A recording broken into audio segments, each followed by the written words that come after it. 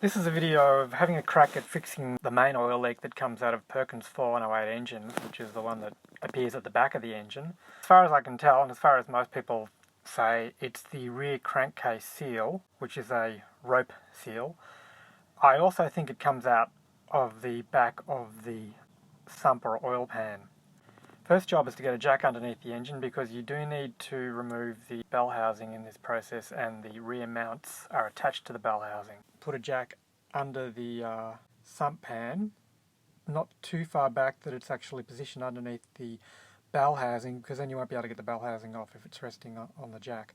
So just forward of the bell housing on the sump oil pan. My engine comes with a sort of a fairly strong cast aluminium sump pan.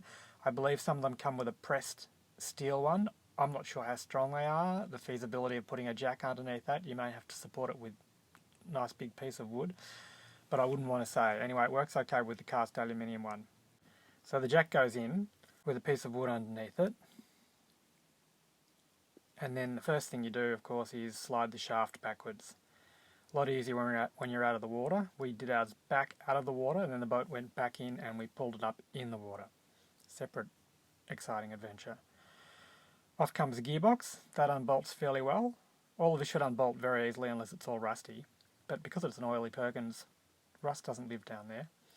So bell housing off, then the damper drive plate.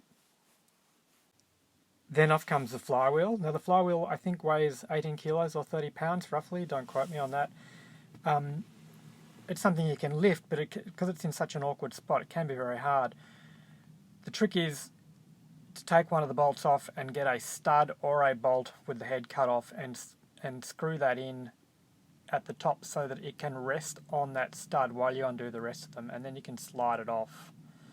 It's really handy when you put it back on too, because it only goes on one way, so you don't want to be fiddling with that, trying to hold it with one hand, swiveling it with the other. So yeah, a stud.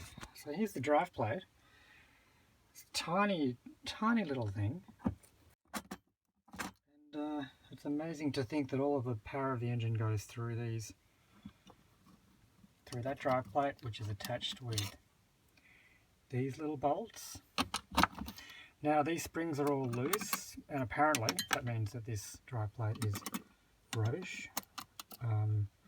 Anyway, since we've got taking the gearbox to the gearbox guy, we'll ask about that. I think it just makes it noisy, but I guess it could have other effects that I'm not aware of, so we'll definitely look into that. There are tabs around the bolt heads to stop them from coming undone accidentally. You have to bang them back, bend them back, bang them back. Now the thing is, make sure you bend them right back, because what I did, I almost stripped one of the nuts. It's that one there.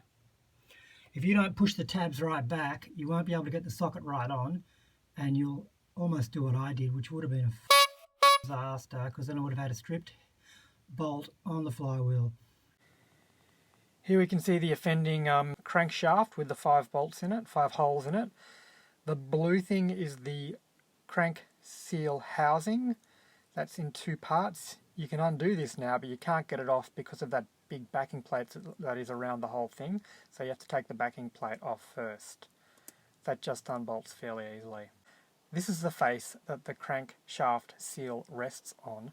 Those swirls that are arrowed, I believe, rotate inwards, trying to drag excess oil in. I'm not sure if that works very well or not. Maybe in older engines these become worn down, which is why these things tend to always leak regardless of what you do to them. Back of the engine with the crank seal off. You can see there holes for bolting the crank seal case on. You can see weep back holes. There's 2 lower ones, which means that the oil that gets past the seal of the oil that's inside drains back into the sump. When you're gluing the crank seal housing back on, don't put so much glue on that you block up these holes. Now you can also see arrowed here, the lower part of this photo is the sump pan or oil pan, and there's a very hard, well, when it gets old, very hard old piece of seal in there. I've labelled it rear section of oil pan seal.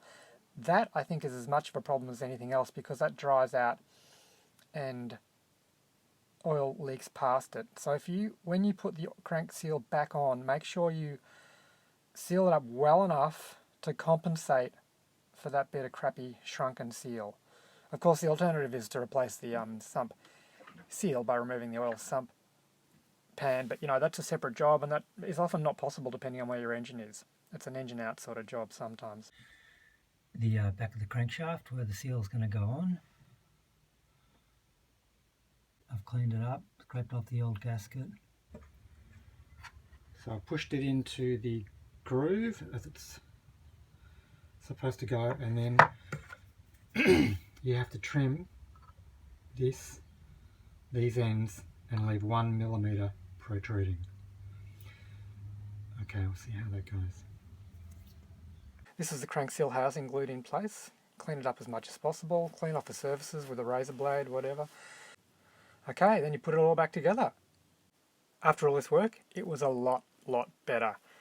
It still leaks and it still drips, but nowhere near as much. And the most important thing is that I don't have to keep checking the oil level because it doesn't drop all the time. I used to have to, like if we wanted to do a 24-hour motor, like an overnight motor for some reason, you're looking at basically stopping the engine at some stage and topping up the oil, and that's just crazy. You don't want that to happen. So it drips, it's still messy, but it's, like I say, about 80% better. So it's worth doing. Be generous with the sealant for the crankcase seal. Not so much that you block the weep holes. It's doable, it's just getting at it is hard. And of course, be careful not to break any bolts off. Thanks for watching.